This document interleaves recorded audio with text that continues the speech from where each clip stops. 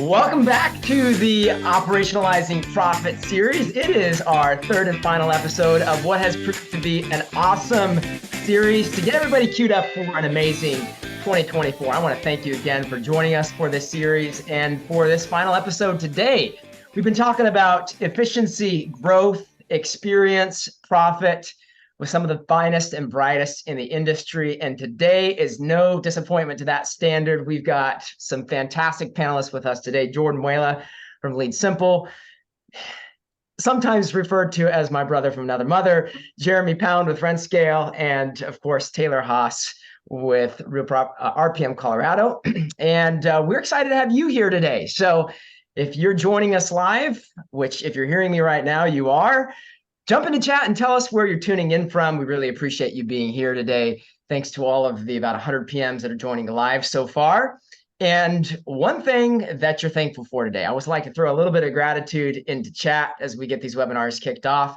One thing that you're thankful for today, for me, I'm actually on vacation in California with my wife. So pretty thrilled about that, and hence broadcasting from the hotel room right here. All right, where are you tuning in from? And one thing you're thankful for. Jordan Muela joining us from Lead Simple. Thank you, Jordan. Jeremy Pound from Rent Scale, Taylor Haas, Colorado Realty and Property Management, and myself. You guys know a little bit about me, but I'm the author of the NARPM Accounting Standards, CEO here at Profit Coach, and we help property managers expand their entrepreneurial freedom by building highly profitable, self-managing companies. My kids are not with me today, which is a good thing because I'm supposed to not be with them. I'm on vacation with my wife. But I got this picture from their grandma who's babysitting them with all of these costumes on, and I meant to throw it in the slide presentation, but here's the picture of the kids without the costumes. Anyways, if you have questions today, go ahead and dump those into the chat box. We want to answer those as we go along here. I think I said the chat box. I actually meant the Q&A box. It's hard for me to manage the questions in the chat box. So if you have questions, put those in the Q&A box, and we'll be sure and answer those as we go along here. We got some gratitudes going on in chat. Maria, thankful I have 2 grandkids on the way. Wow, 2 at one time. That's awesome. Ashley from Vancouver, thankful for my almost 1 year on my amazing job. You're doing an amazing job, Ashley, by the way. I love working with you. Patty, very thankful for these webinars and the knowledge they bring. Well, hey, thank you. Glad you're joining and getting something out of them. Well, today, folks, as always, our mission is to help facilitate a transformation of mindset to help you move from financial fog to financial clarity, from gut-based decision-making to predictable forecasting. That's going to be a theme for today, especially as we talk about growth, and ultimately from mediocrity to benchmark success. Are you ready? Can I get some energy from the panelists in the house? Let's do this. Let's do it.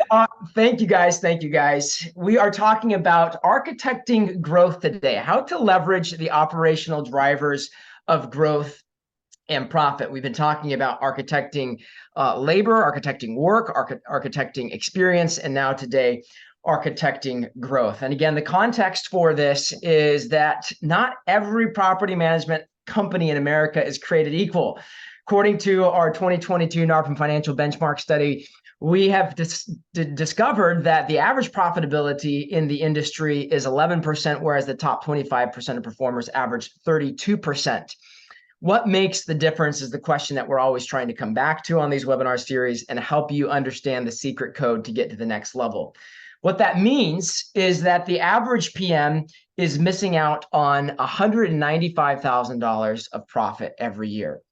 And we believe that's because there is so much process in property management that it's easy for us to focus our time and energy, whether it's property management or even sales and marketing, on things that aren't creating the most value. So the question we keep coming back to in this webinar series is, what is the 20% of what you do that creates 80% of your value? What is the 20% of what you do that creates 80% of your value?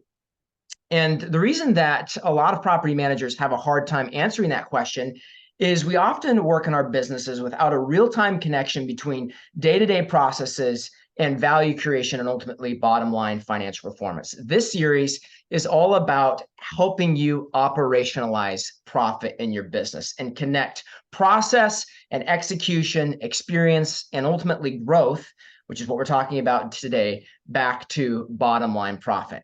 All right, with that being said, with that context set, let's dive into architecting growth. I'm going to go ahead and launch a poll here to get a little bit of feedback from the audience. And the question is, what is your greatest growth challenge when it comes to running a property management business? What is your greatest property management growth challenge today? Number one, getting a good BDM. Number two, dialing in your sales process and conversion rates. Number two, figuring out your ideal client, communicating a unique value proposition that's different from your competitors, or getting enough leads. Guys, I've seen the results come in right now, and you're not going to be shocked by the answer here, okay? I know what it's going to be. Jeremy, what's it going to be? I'm going to put money that it's getting enough leads. Okay. Taylor, what's it going to be? Oh gosh, I was gonna say probably getting a good BDM. Yeah, that comes from the hiring manager right there. All right, Jordan, what's it gonna be? Same thing it always is, getting enough leads. Let's go. 3, 2, 1. Boom. Getting enough leads. All right. So we're going to talk about things that are upstream of that and downstream of that, and hopefully a presentation that gets to the heart of what creates value in sales and marketing. But I want to set the stage here by throwing up some data. I'd like you guys to interact with this a little bit, maybe starting with you, Jeremy. We just pulled this last week because we've done a lot of different analysis around growth in this industry, but I've never looked at what is the average number of units that companies are adding. And we pulled this number last week, and honestly, I was a little surprised. So if you look at this chart, the columns are basically the slowest growing companies and the fastest growing companies. And per our most recent data, which is from 2021, if you exclude companies, they're adding that have more than 20% of their portfolio in multifamily. We're just looking at single family companies here. You can see that the low end of growth is about 2 units a month. The high end of growth is about 15 units a month. And the average in the industry is 7. This is a shocker for me, Jeremy. How does this hit you? It's not that surprising to me. I love that Peter just said this chart is devastating to him. He emailed me when you sent this out yesterday. I think a lot of people might be shocked by this, but I'm not. Just from my own entrepreneurial background, it's a double-edged sword. The beauty of property management is it's a recurring revenue product, right? You can get to a point and just holding on to customers can be profitable. When we compare that to a lot of other businesses that I've been around, I mean, you have to constantly be bringing on other clients. So when I see these averages, again, I don't have behind the scenes information, Danny. So I don't know how many of these people are just pretty freaking happy to have their 290 doors and they're just hanging on to that. And they're really trying to optimize for profit. So we don't know what these companies' goals are, right? So if we extrapolate this and say what's possible, on the converse side, we've got our scorecard, which you've seen, right? And so I've got it up. The top 50% of our community is averaging 15 doors. The entire community is 70 companies that are quickly focused. They're focused enough on growth to be paying a substantial amount of money to scale, right? So we know what their MO is. We know what their desire is. You guys aren't a nonprofit, Jeremy? What's that? You're not a nonprofit? No, we're not a nonprofit. Unfortunately, we charge a lot of money just to keep people serious. Okay. Those that pay attention, right, Danny? We both know that. So I would just say, over our entire community, our average is 9. Our upper 50 percentile last month was 15. I think the month before that was 12. So I'm not shocked because we don't know what their goal is. Yeah. To your question, Mark, this is not net units added. This is before churn. This is gross units added.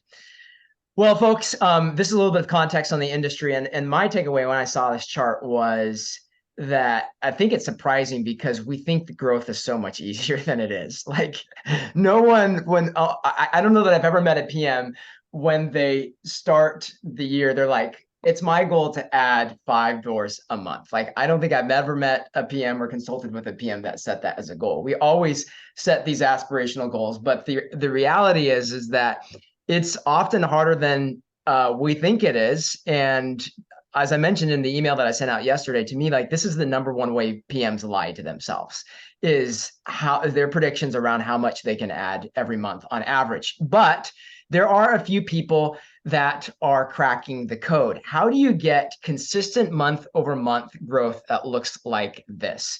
25 to 30 new units every month. And Taylor Haas with RPM Colorado is one of those people.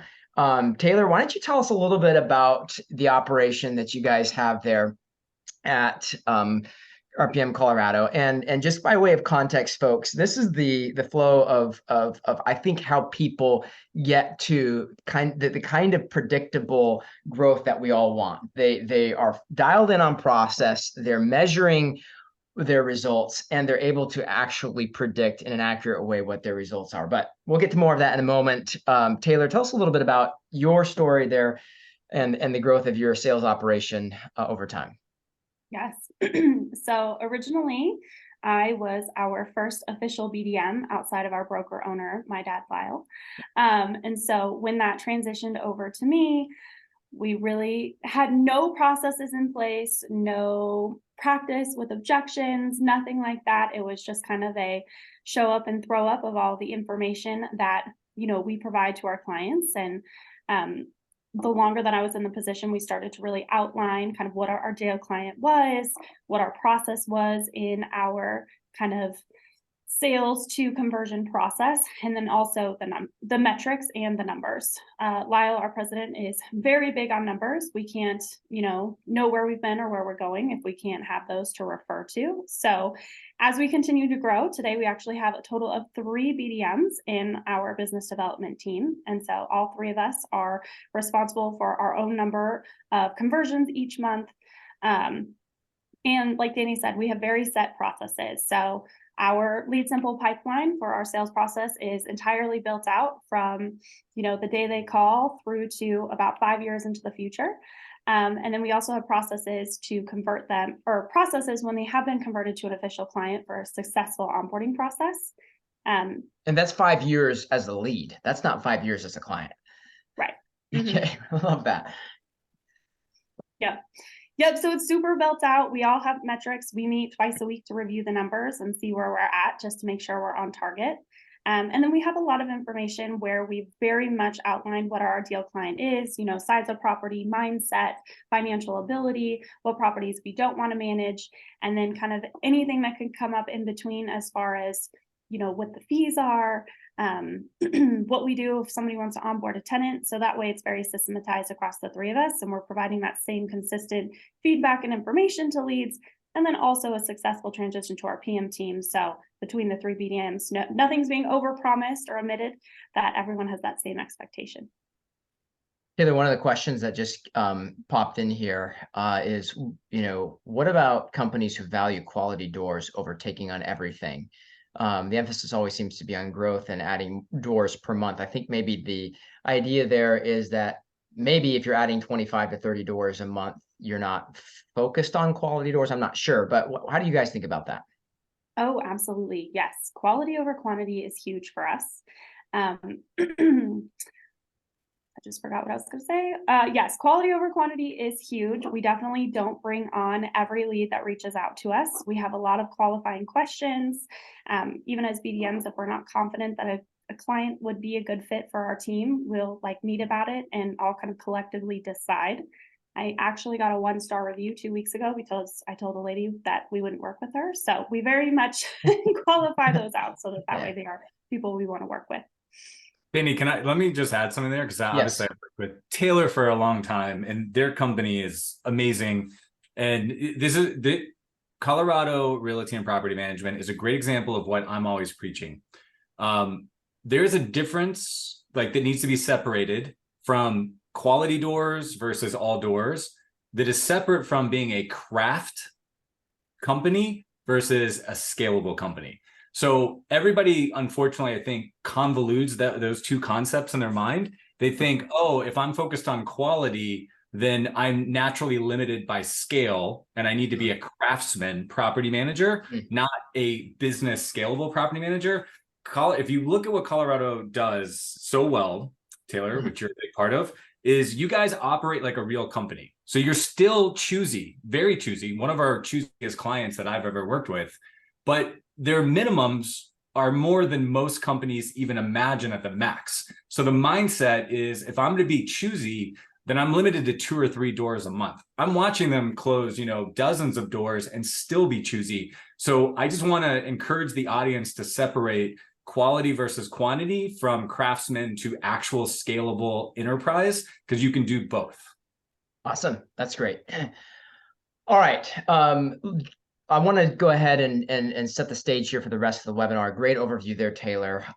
We're talking about process and specifically architecting growth and lead process, or sales and lead processes. And then measuring and improving growth inputs. And then finally, we're going to talk about forecasting growth. Jordan, you really brought the whole idea of process to lead generation and lead nurture and sales process. What were some of the things that you were seeing in the industry when you guys built Lead Simple to solve this problem? Yeah, if you think about the difference between brokerage versus property management, what's the fundamental difference? And we see this playing out right now as brokerage is suffering and there's a wave of folks trying to get into PM. PM has operations. It's not a fly-by-night operation. There's people, there's process, there's structure, which is necessary because there's legality, there's liability, there's a million reasons for that. The result is that most functions within property management have a dedicated person and have a set of processes. Could that person be better? Could the processes be improved? I'm sure. However, there's an attempt to get some repeatable behavior kind of going on there with structure, except in sales and marketing. That tends to be totally one-off, hand-spun. Owner doesn't really want to get involved, doesn't want to learn the discipline, but is also uncomfortable delegating or abdicates when delegating. Those are some of the things that tend to result in an orientation towards, I need more leads. And saying, I need more leads is one step away from saying, I need more money. The problem with my business is I need more money. It's an immature, not really useful thought.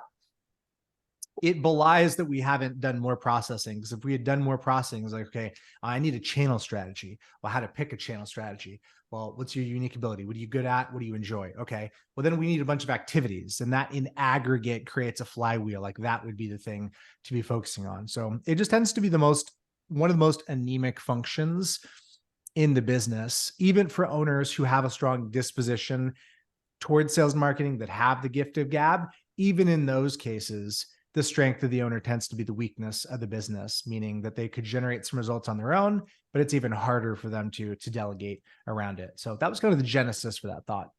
Yeah, and honestly, Jordan, like if you do have the gift of gab, your skill is probably more in the area of like running and gunning around and hustling around growth, as opposed to a strategic, operationalized approach to sales and marketing. Let's talk a little bit about that.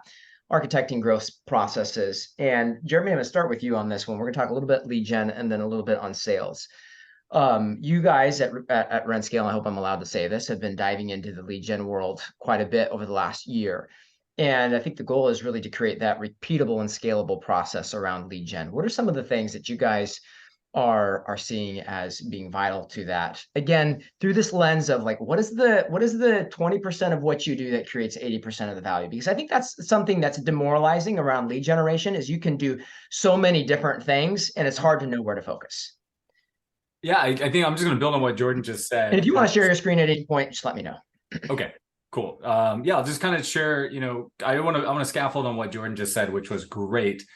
Jordan and I think you've been there as well. We chuckle at this idea of like, I just need more leads. And I think, unfortunately, that is a misconception of the term lead. I think that Taylor, I'm sure, would love people for us to just call and be like, here's my money, take my order. Like, where's the credit card form? I am ready to go. I think that a lot of us misunderstand what the term lead means.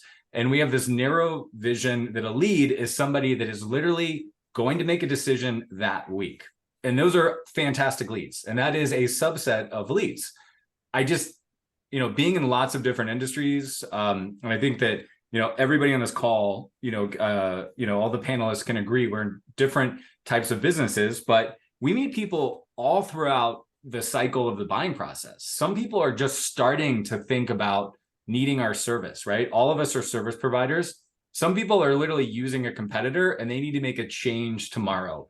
The difference in the way that lead needs to be handled is dramatic. So if you just picture a linear scale from left to right, and on right is that person that's ready to make a decision and buy today, whatever you're selling. And on the left, they literally don't even know what you do exists. Like they're just being educated that you even have a solution to a problem that they didn't know that somebody solved. So that is the entire spectrum of the buying cycle.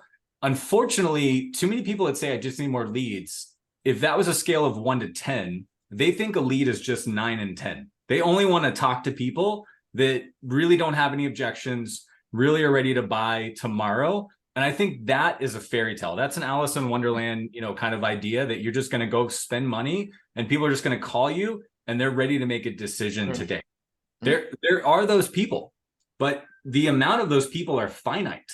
And so if you completely perfect the act of marketing and you get everybody in your entire market, so I'm here in Boca Raton, let's say that I crack the code and I somehow can go out to Google and get everybody who's looking to make a decision about property management today to call me at Mango Tree Property Management, that number is going to be limited. There may be 12 people a week or 12 people a month that will even show that. I'll get some success with that. And then I'll think, well, if I spent $1,000 to get those 12 people, I'll just spend 10,000 and I'll get 120 people like that. Unfortunately, that's not the case. So what we're seeing people like Colorado Realty and Property Management do is realize that we need to attract people all through that life cycle. People that are not just the 9 and 10s ready to buy today, but people that are thinking about it, that are learning. Property owners that might want to rent, they might want to sell. People that are self-managing, people that are working with another property manager and they're just uneducated on how much better your service might be. So I would say over and over again, the companies we see that grow the fastest are willing to invest in the entire life cycle of the company. So that may not be the answer you're hoping for, Danny. It's not, hey, it's a medium issue. Just go do direct mail or just go do pay-per-click. I think that the best clients that we work with own that whole life cycle and they stick with those people using automation, using Lead Simple, and they follow up. And if that person that's a 9 and a 10, we're going to talk about unit acquisition cost, might cost you $100, $200, $300 to close, you might be able to find people that are the 1s and the 2s for $4, right? Mm-hmm. Now you're just using sweat equity instead of check equity to nurture that person into a client. So I just want to say that I think most people just, their tunnel vision around what a lead is so unrealistic that they're losing out on what the best clients are doing. Jeremy, what I take away from that is when we say we don't have enough leads, what we're really saying is we're missing the top part of our funnel, right? We're thinking about here's the funnel, and we're not thinking about here's the funnel in terms of everything upstream of what we really want that, last part of the funnel to be. We don't have people down in this part of the funnel is because we haven't been nurturing people up here. Yes. Did I get it? You got it. I mean, okay. Unfortunately, people just want to pay for the people that are ready to buy tomorrow. Yeah. And that's the red ocean. That's the expensive part. And you're missing out. Those people may not even make it to the 9 and 10 because your competitors found them when they were a 5 or a 6, right? So that's really the takeaway. Awesome. So go ahead, Taylor. I was going to add to that is, although like new leads coming in contribute to your growth, I think it's important to remember the leads that you've already collected in your pipeline. Like we have hundreds of people that chose a competitor, decided to self-manage, ghosted us, is like remembering to go back and nurture who has already reached out to you because at the time they did need your services or were interested. And so not forgetting about those. I just want to add one fact on that, Danny. That's a great point you just brought up, Taylor. I was recently at a conference a month ago, and our good friends, the Wolfswinkles, Brett was telling me, this is a very high-end operation out of Houston, tons of scale, over 1,000 doors. And because of Lead Simple and because of their automation and their follow-up, Brett told me that their number, it was either 2 or 3 lead source. I don't want to exaggerate, but it was their second or third best lead source for deals closed was lost deals. They've been in the game so long and they're so good with follow-up that their number 2 or 3 reason for new deals was lost deals 2 or 3 years ago. So it's a great point. It's really where like the fortune is in the follow-up. So thanks for bringing that up, Taylor. All right, let's kind of bring a point to this point here, Jeremy, in terms of like, all right, people are like, all right, I get the point. I need to go build the top end of that funnel. I know I could call Jeremy and hire rent skill to do that, but what are the 2 or 3 big things that people need to be thinking about if they want to go build the top end of that funnel? Well, I think the number one thing is really that mindset of not having a disdain or a lack of appreciation for how nuanced and diverse the lead process is, right? So unfortunately, we've all heard that topic. It's like, hey, I got these leads, but none of them are good because none of them are ready to say yes next week, right? Yeah. That's not a lead. So enlarge your view of leads. That's the first thing I'd say. Once you do that, and you actually have the resources to court those people, all of a sudden the lead generation landscape becomes like much more attractive. You can do things like buy YouTube ads, right? So you can just say, hey, I'm only working with people in Boca Raton for like 3 or 4 cents a view. Anybody watching a Bigger Pockets video in Boca Raton is going to see a Mango Tree Property Management ad before they watch that video, right? It's going to allow me to invest in events and going out and meeting people. It's going to allow me to create better referral partnerships. And essentially, if you focus on the, as Jordan and you have both kind of said, if we really focus on building the top of the funnel without a lot of drag and demand on only acquiring the 9s and 10s in the sales process, all of a sudden, like the ideas for marketing just get outrageously easy to think about. And so what I'd say is expand your view of leads, build the list, own the lists, and assume that the buying cycle that you acquire is going to be anywhere between a day and 5 years, right? And I'm sure that Taylor can totally relate to that. Jordan, for the owner or sales manager that's on the call right now thinking like, man, that just what Jeremy's suggesting sounds like a massive lift. How do I get myself up for this? Can you speak to that? Yeah, it is a big lift. You're right if you're intuiting that. And the way to get yourself up to it is to figure out, what do you enjoy? Well, the mental model that comes to me here is, what is a marketing channel that you would like to sign up for the next 10 years? A good business endeavor requires a 10-year plus time horizon. At least that's wisdom to show up with the will for 10 years. So what's a marketing channel or a sales activity you could see yourself doing for the next 10 years? I'll tell you for me, it sure ain't pay-per-click. You couldn't pay me enough money to get me in a Google Ads pay-per-click view for the next 10 years. 0% chance that's happening. Now, for somebody else, that sounds exciting. That's enjoyable, stimulating, analytical, great. There's no good, bad here. It's just, what activity do you enjoy that will give you stamina and enthusiasm? And your enthusiasm will be a unique advantage because it'll give you more stamina. It'll show up as you're actually doing it. It'll improve the quality of your work. That's the X factor that is non-obvious, is you need to pick something that you will enjoy, because your enjoyment of it will make you better at it. You being better at it will produce more yield, and that's its own flywheel. So think of some options, for example, pay-per-click. That's very mechanical, very analytical. SEO is also analytical, mechanical, but there's also a creative element as well, particularly as it relates to copy. BNI, networking, going out there, pressing the flesh, postcard. Think about our mutual friend Mark in Chicago, what he's done. Like podcasting. Yeah. It's all content. So that's not that, even though it's very relational, it's not what BNI is. I have a podcast. I enjoy Jordan, what do you mean by BNI? Jeremy, what does BNI stand for? Business Networking International. It's so 1980s, but it is the leading local, basically way where, like, I'm in here in Boca, I get together with a bunch of people that don't compete with me, one property manager, one real estate agent, one mortgage broker, one business consultant, and we just share business with each other, and we're out there building an army. It's really popular. Our good friends in Orlando, Michael Kraus. Who's Michael Kraus with?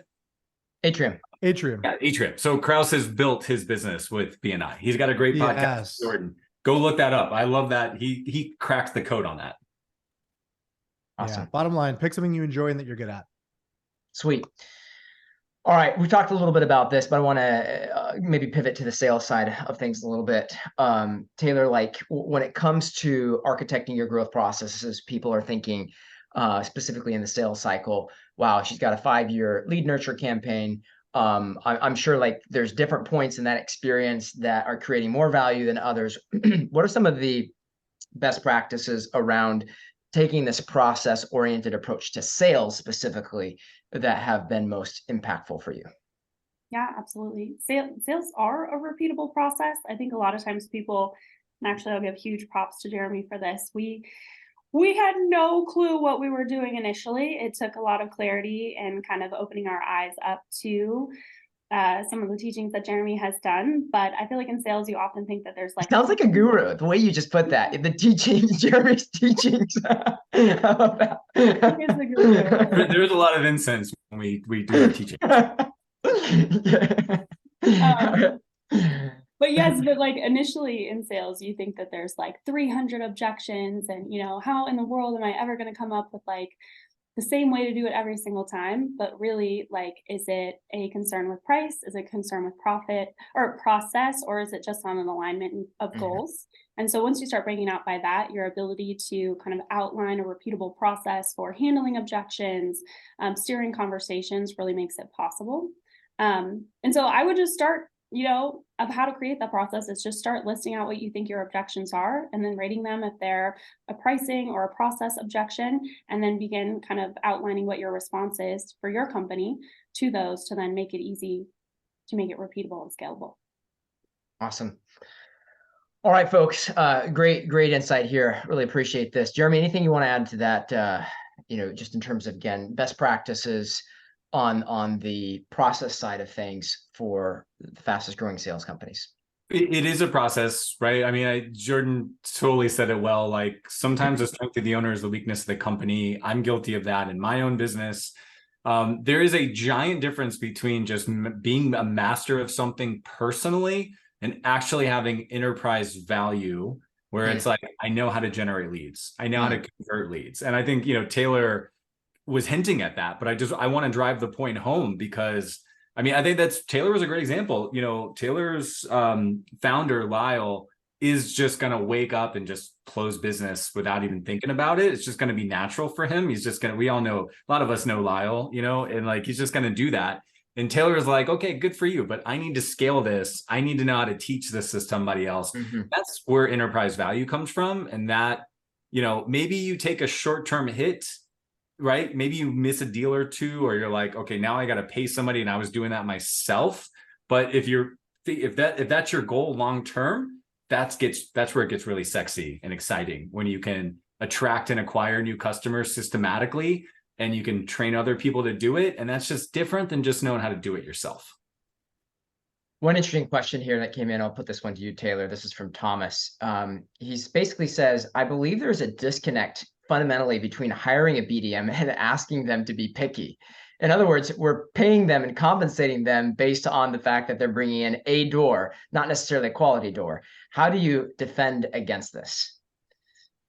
Yeah, I think you need to set clear expectations with your BDM on what happens if that door fails. For example, at our company, obviously BDMs are compensated based on, you know, typically a base salary, and then they get commissions on top of that. So you want the base salary to be enough where they're hungry, but not where they're starving, because if they're starving, that's then when you're going to get anybody and everybody signed up. And then you also want to make sure that they have skin in the game. So at our company, when a door is converted, we get a commission. If that door is lost within the first year, we have to pay it back. So I'm in the game to hopefully ensure that it succeeds.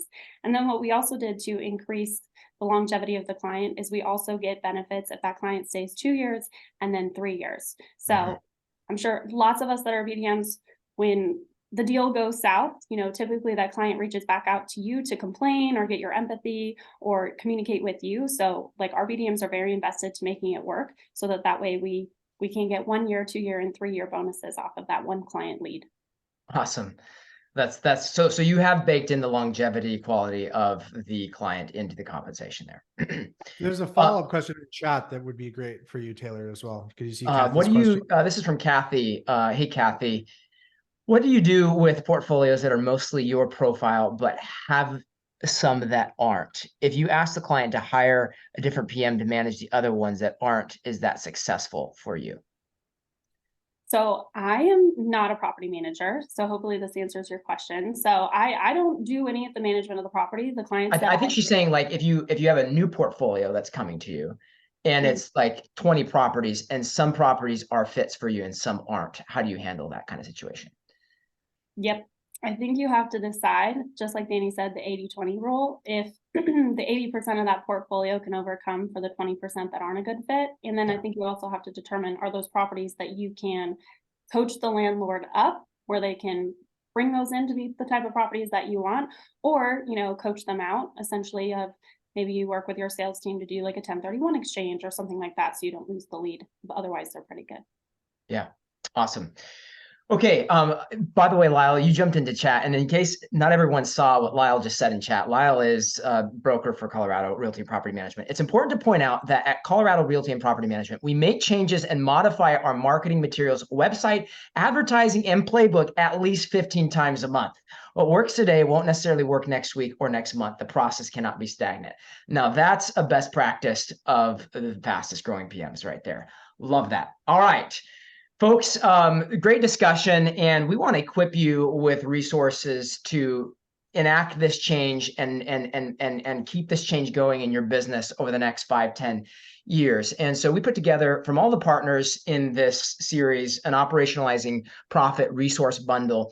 And two of the partners on today's call, RentScale and Lead Simple, are offering some great resources. But if you're interested in any of these, there's a workflow bundle from Lead Simple. I'm guessing that probably includes some sales workflows and process workflows. The state of resident experience from Second Nature, benchmarks for world-class maintenance, and then double your BDM's output. I actually looked into this document yesterday, Jeremy. You've got some great stuff in this resource here. So if any of these resources look like they would be helpful to you, just say, yeah, I want that resource. And I'm going to throw up a poll in just a moment right now where you can just say, yep, send that to me. And we'll make sure that our partners send these resources over to you. Okay. Now, we're going to talk a little bit about measuring improving growth inputs, lead generation in just a moment, but I'm actually going to skip that section for just a moment. We're going to talk a little bit about forecasting. Because I really believe that this idea of predictable growth comes back to some really disciplined thinking around forecasting. And that's not something that necessarily a lot of us put a lot of investment in or have thought a lot about. So I'm going to just back up here. And we're going to talk a little bit about forecasting growth. And Jordan and Jeremy, you guys are both founders.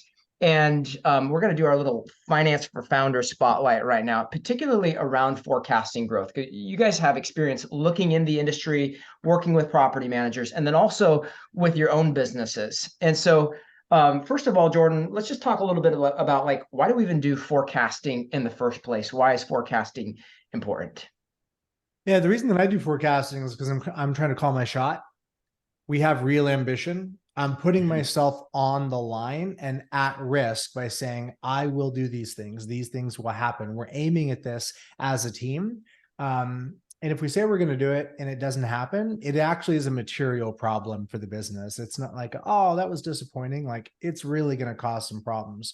So because I'm putting myself at risk, it is extremely important to get clear, specific, and granular in how exactly we plan on executing against the plan. And in the process of doing that, you will learn a lot about the maturity, competence, and confidence of your team.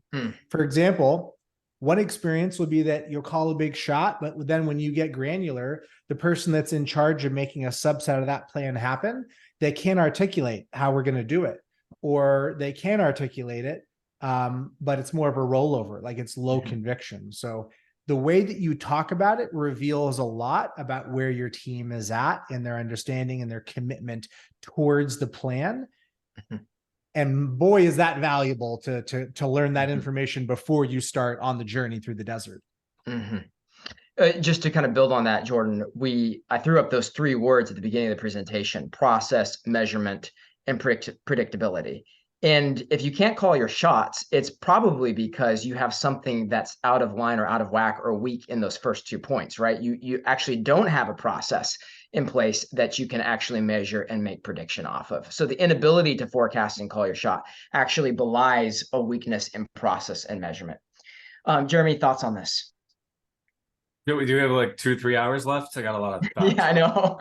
But folks, we are actually going to go about 15 minutes long. We've been doing that for all of these because we got so much great content. So clear your schedules, cancel the appointments, and stay with us till 15 after. Yes. No, we're going to turn this into a happy hour by the end of the day. No, I want to focus on one thing, because this is, and I will say to everybody watching behind the scenes, Jordan, Danny, and I have just had so many conversations around this. To me, this is a graduation level. This is putting on your big boy pants, going from, again, a crafts person, just like I'm a small company, whatever happens, happens. I'm just going to take as much money as I can and do it, to I'm actually building a team. For me, forecasting is an important element of communication from the leadership down to the rest of the company. There may be some people on the call can relate to this. There's nothing more frustrating than when somebody on your team that you're paying good money to is not meeting your expectations, while simultaneously they think they're doing a great job and they're winning. So that is just like the recipe for a dysfunctional culture. Maybe, hey, we did this event, before, and we typically have a dozen people. I'm going to try something new. I'm going to double down. I'm going to spend money that I've never spent before. And I need 60 people to justify that event was successful. And your team's like, hey, we got 24. We're twice as big as we've ever been before. But you didn't take the time to forecast and communicate that 60 was the new level of success based on the investment you made, right? It's just an easy example. So I think that forecasting is actually a black and white communication tool for all levels of the team, so that people know what the expectation is. So I'll leave it at that, because there's a lot to be said about forecasting, but I think that's the least appreciated part of forecasting and communicating that with everybody in your team. How do PMs consistently mess it up, Jordan? Forecasting? Yeah. The first thing that comes to mind is just by not doing it. Assuming it's an afterthought. So why not do it? Well, here's one motivation. You don't want to take the risk, the gamble. I might not be wrong. I remember early in business, that was a thought for me. I was like, I don't want to have a big ego and call my shot. Whatever happens, happens. I'm just going to work hard. Maybe that's a thing to do. Or you could call your shot. You could put yourself at risk and assume that the pursuit is a part of your own growth journey of being an entrepreneur. It's what you get out of this, is to say, this is what we're going to do. There's a gap, and to be pressed on how to figure out how to get through the gap. So step one would just be to do it, to believe that there is value in setting goals, to go through the motion of actually building out a forecast. Danny, you've provided various templates over the years that have been helpful. Like, you can get a starting point. You don't have to do this from scratch. You can use a template as a starting point. And the last thing is involving your team in the conversation. Give your team the gift of contribution, accountability, ownership. Things radically changed in my company at the point that department heads actually had a budget that they were responsible for. They behaved so much differently with the empowerment of saying, hey, this is your budget. And if you're under budget, we can do something new with it. You can't go over budget. A lot of stuff shifts when you empower people with that level of ownership and agency. That's well said. I'm going to actually share a tool with the folks here in just a moment. But Jeremy, again, how do PMs consistently mess this up? As you have worked with a lot of BDMs and sales teams and PMs on forecasting growth. So I love this whole forecasting thing. I love the messiness of it. I say all the time to my clients, hey, we're going to do this together, and you're going to really suck the first quarter. Like, we're going to forecast a quarter, and you are going to be so off that you're going to be like, why did I pay Jeremy money to do this? Because it's so bad. But you're going to do it again next quarter. And then you're going to do it again next quarter. And you're going to get better. And you're going to get better. And you're going to develop a skill that is intangible, but insanely good as a business person. So I think the way that most people do it is they immediately abandon it when they're not hitting the numbers. They all of a sudden like, yeah, let's just put that under the rug. They're not willing to have the weekly and the monthly conversation that they're off track. So I think the way that they mess it up is they pick the number and then you just ignore it if they don't hit the number. Yeah. And when you don't forecast, there's a couple of things that I wanted to add in here. You don't have the ability to know if you're going to get the return on your investment, or you don't know the answer to what would have to be true to get the necessary return on our investment. You've hired a BDM. How can you hire a BDM, which is a $60,000 to $100,000 financial commitment, and not have a forecast, not know what would need to be true for that to make sense from a financial perspective? Last thing, Jordan, I want to talk a little bit about, I'm going to skip that. I want to talk a little bit about high integrity commitments here, just from a meta perspective. This is something that I know you're big on. And it ties to forecasting, but it's bigger than forecasting. What is a high integrity commitment? Why does it matter? A high integrity commitment is one that you have thought hard about, that you have a high degree of confidence in because you've put in the work to be able to commit to it. That's half of it, is you've done the work to say with confidence that I can do this. This is possible. The other half of it is that you're committed to filling in all of the gaps with your own will. Like, I'm committed to this. I'm putting myself on the line. This is going to happen. I thought really hard, and this is what we committed to. But knowing that I could be wrong or I could be off, I'm committed to filling the gaps through creativity, hustle, etc. Contrasted against that would just be, hey, I think we could do this. Wouldn't it be exciting if we got to 54, whatever the unit is, that'd be fun. I think we can do it. What do you guys think? All right, I think we could do it. Not a lot of forethought, not a lot of dissection, not a lot of commitment. That's common. And that makes all the difference in the world. When you're mid-quarter and it's a high integrity commitment and you're off track, you're sweating it. When you're mid-quarter, you're off track and it's a low integrity commitment, instead you turned it into like, well, I guess we got it wrong. As if it was like the environment made it impossible for us. This isn't a guesstimation thing. It's a commitment of what I'm committing to make happen, not like a probabilistic assessment of what's likely to occur. And when we talk about thought, I want to just make that as concrete as possible. I think what we're talking about is asking the question, what would have to be true at 5 levels? Okay. So I'm going to add 30 doors, next month. All right. Well, what would have to be true for that to occur based off of historical data? Well, based off of, past conversion rates at 25%, we would need, 120 leads.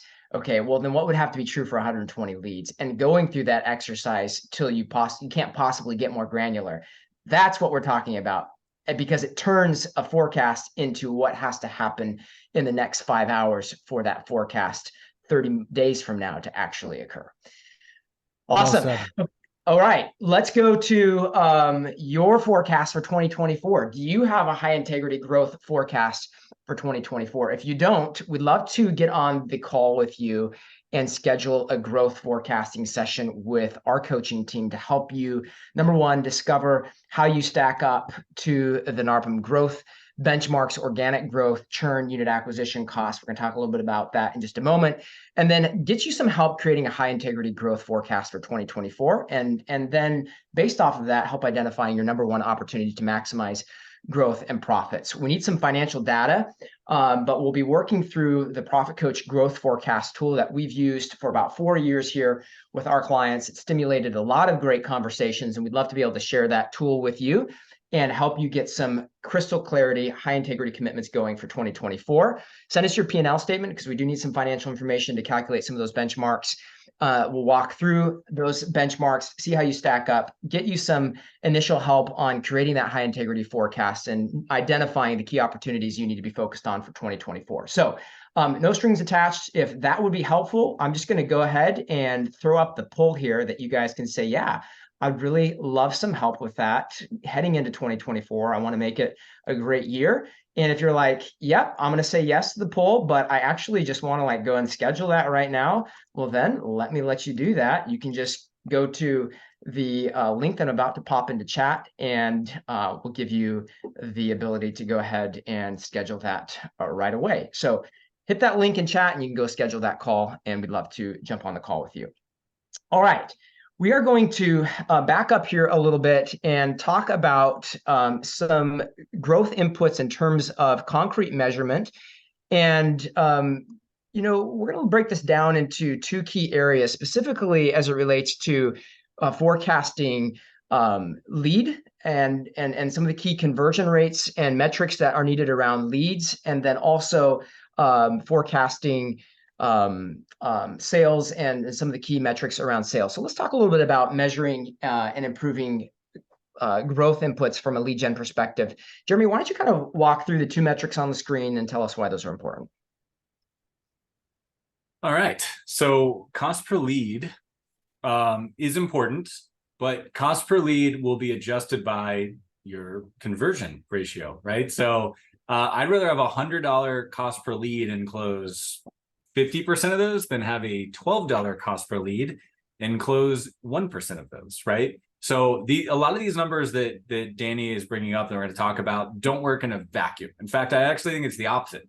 Jordan has talked a lot about he who can pay the most to win a customer is going to grow the fastest, right? You don't know what you can pay per customer unless you understand a lot of these metrics. So I love the isolation of the metrics because it allows you to decide what to fix. But if you over optimize for any one without the entire family together, you may be losing. So I just want to say that, Danny, right? Yeah. I know you agree with that. But 100%. sometimes the first time people see these, they're just like, well, I just got to win. I got to get good on every one of these, you know? So cost per lead, I talked about before. If you're going out and you're using a pay-per-lead service, somebody who's just literally filling out a lead saying, please call me, you might spend $300 to get that lead. And if you close 1 out of 3, that means you're paying about $900 from that lead source to acquire people. Now, if you're using something like referral networking and you're giving a bonus of like $500 every time they bring you a client, you obviously know what that lead costs and you know what that conversion costs. So there's a lot of ways to slice and dice that. I will say Lead Simple has a fantastic tool that I don't think is used enough. Can I just show it real fast? Please, yeah, take it away. I'm going to stop sharing. All right. So again, the deep recesses of Lead Simple that are amazing, and I hope to one day meet the owners of this company because it's a fantastic product. I'm blown away by all the things they've thought of. But if you go into reports, just pretty easy, click on marketing reports. You can actually, find out what your conversion rate is for each lead, and then you click on cost and value. I'm convinced, having worked with hundreds and hundreds of Lead Simple clients, you guys are not using this report, and it's amazing. You can go to the cost and value report, and you can actually put in what you're spending per lead, and you can roll over and you actually know what it's costing you to generate that lead. So please, if you take nothing else away from this, yeah, just be a little more disciplined. I mean, listen, I'm the last person to be preaching about financial discipline and bookkeeping. Jordan knows that, but this is important. So do that, and all of these numbers will make sense. That's great. One of the things that is really important in terms of the value of tracking cost per lead is the ability to understand specifically the performance and cost of each individual channel. Maybe that's the point you're making, but in terms of like the value of that, getting clear on what you have to invest in each channel is one of the key takeaways. I want to hop back here and talk a little bit about customer acquisition costs for just a moment, and specifically some of the significant numbers around unit acquisition costs that came out of the 2022 benchmark study. I'll fly through this, but if you're not familiar with this stuff, you need to be. It's really important in terms of understanding what you can afford to pay on a particular unit acquisition in terms of your unit acquisition cost. Okay, so the benchmark here is 769. This is all in. This is the cost between sales, marketing, and ad spend. And you say, well, what does that benchmark mean? This is the average cost for a new unit for the fastest growing companies. All right. So that's how we determine this. And if you're like, well, how does that break down? what is the advertising portion, what's the BDM portion, what's the marketing labor portion. That's all in the 2022 NARPM Financial Benchmark Study. If you're a NARPM member, you can get your hands on that, but it all rolls up to that 769 number. So this is a great number for just a general target in terms of, hey, what are the fastest growing companies spending to get a new unit? Here's what it is. Now, when it comes to this question, is a lower unit acquisition cost always better? This is, Jeremy and I have had some good discussion around this. And the point is that the answer is no. Less is not always better. And what we've done is actually analyzed in each of these brackets what various companies spend. So companies that are adding 1 to 5 doors per month, they're spending the most in terms of unit acquisition cost, all right? Because they just have very little scale. 6 to 10 is about 1,100. 11 to 20 is the lowest spend in terms of unit acquisition cost. But companies that are adding 21 to 30 doors per month are in my opinion, that my interpretation of this data is they have to spend through a little bit of a ceiling to hit that kind of growth. And they're on average spending $993. Now, that's a little bit more detail on this question. But again, how much can you afford to spend is really relative to a couple of things. And it's relative to how much profit you're getting from these doors, all right? So if you're not charging enough to make money, and this is the point that Jordan was making in chat, if you're not charging enough to actually make money, you have very little to spend in terms of unit acquisition costs. But what we're finding is that I'm not going to spend a lot of time on this chart, but basically the fastest growing companies and the most profitable companies are getting somewhere between a 5 to 10x return on their ad spend in terms of lifetime profit. Okay. So what that means is on average, these companies, if they spend $1,000 to get a new unit, they're getting roughly between $5,000 and $10,000 in lifetime profit. Some companies go below that. The really low profit ones and the slow growing ones go way below that. But my comfort range is generally in that 5 to 10, maybe as low as 3. But you at least want to be getting 3 times as much in lifetime profit as you're spending to get the door. Jeremy, your thoughts on this? Feel free to disagree.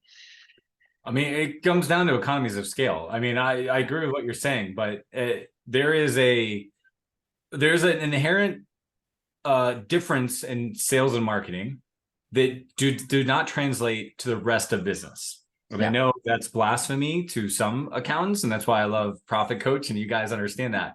So in general, we're trying to like minimize waste. Like there's got to be no waste, right? Yeah. But sales and marketing is a trial and error game, and it's a wide play.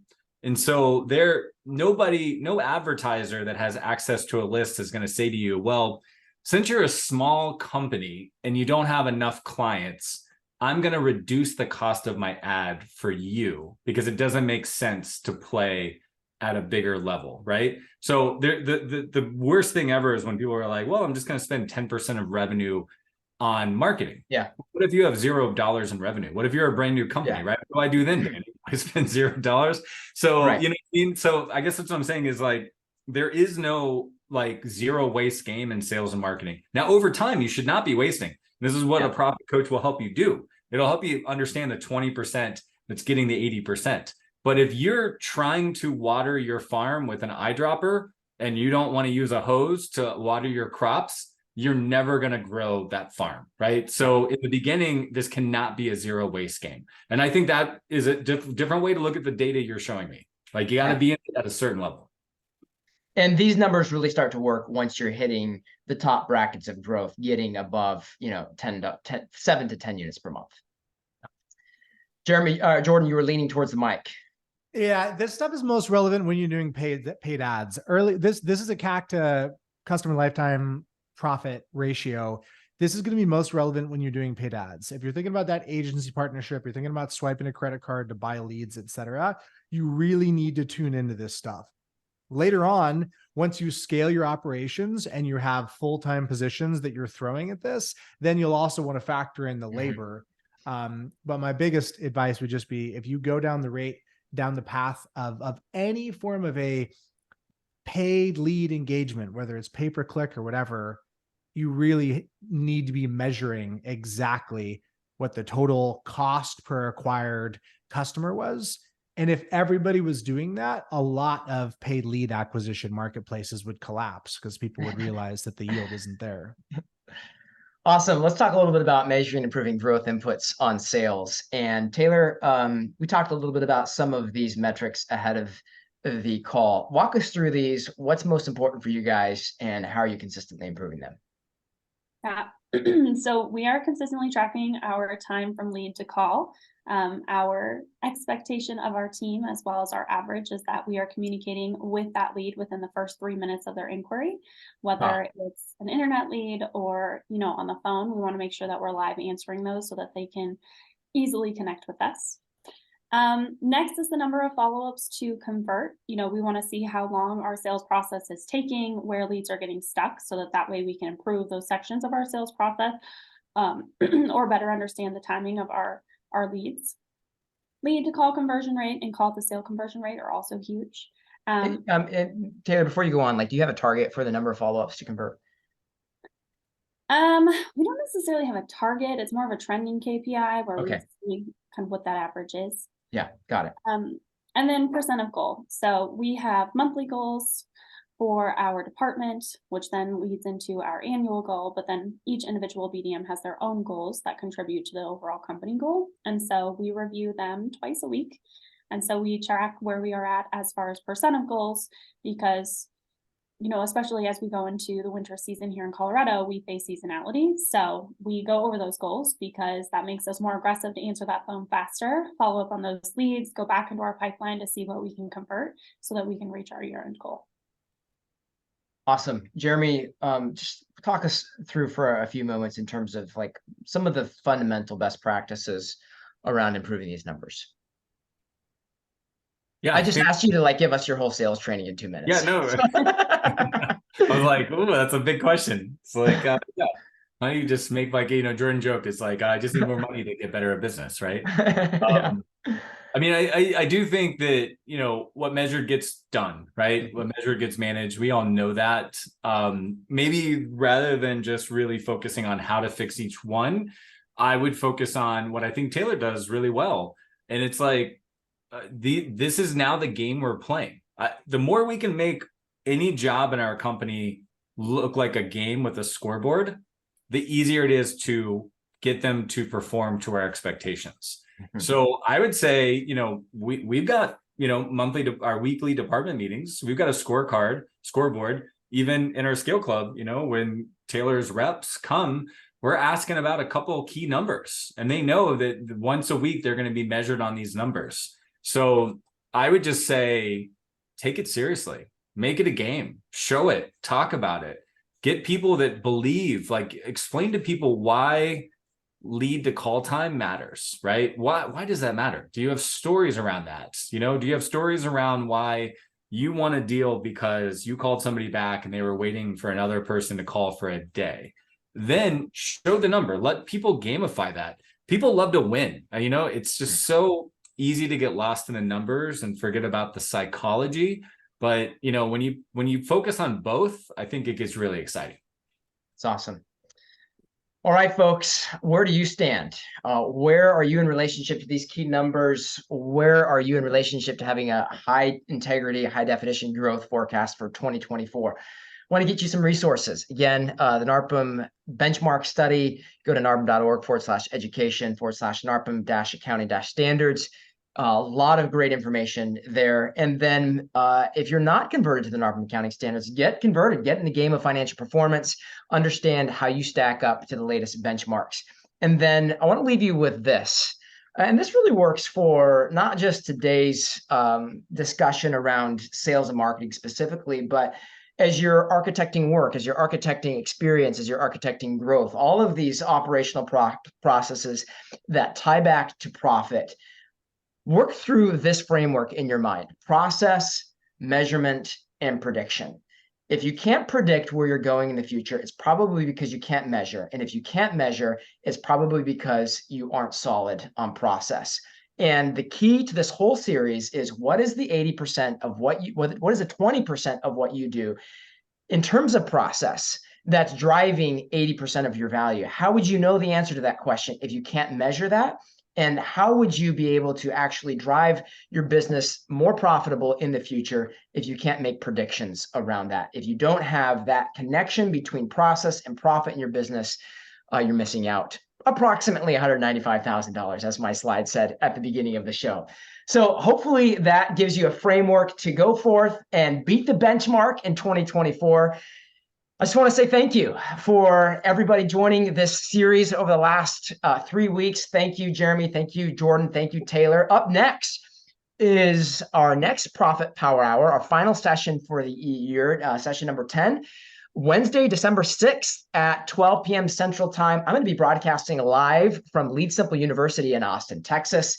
And we'll have a great crew there for that show to wrap up the year. It's going to be great. I really hope you don't miss that one. And until then, thank you everybody for joining this series. Hope it's been hugely beneficial for you. Thank you to all of our panelists over the last number of weeks. Thank you to you audience guests for joining us live and sharing your questions with us. Here's to a great 2024. Thanks everybody. Have a great rest of your day. Here, guys.